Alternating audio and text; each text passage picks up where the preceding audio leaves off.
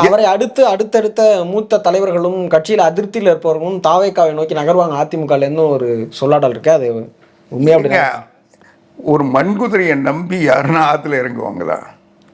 ஒரு அரசியல் இவர் அரிச்சுவடியே தெரியாதவர். இவர் ஷோ பாலிடிக்ஸ் பண்ணிட்டு யாருடைய இன்னும் சொல்ல போனால் அவர் ஒரு போராளியோ போர்க்குணம் கொண்டவரோ இல்லை. அவர் உளவாளி. வளைஞ்சி நெளிஞ்சி பதுங்கி பம்மி சிரிச்சுக்கிட்டு ஏமாத்திட்டு அவர் பாட்டுக்கு ஏதாவது சொல்லிட்டு அந்த நேரத்தில் கடந்து போயிடுவாரே தவிர இதையும் ஃபேஸ் பண்ண மாட்டார். என்னுடைய அனுபவம் நானும் 72லேருந்து அனைத்து இந்திய அண்ணா திராவிட முன்னேற்றங்கள் தொடங்கின நேரத்துலேருந்து புரட்சித் தலைவர் எம்ஜிஆர் இந்த அரசியலை நம்பி வந்தவர். இன்னைக்கு வரைக்கும் இந்த கட்சியில் இடையில் புரட்சி தலைவி அம்மா தலைமை ஏற்றுக்கிட்டா இன்றைக்கி புரட்சி தமிழர் எடப்பாடியார் ஏற்றுக்கிட்டு எந்த சலனமோ சஞ்சலமோ இல்லாமல் எந்த பதவி இருக்கோ இல்லையோ இந்த கட்சியை நம்பி நான் உழைச்சிட்டு இருக்கோம், விசுவாசமாக இருக்கிறோம்.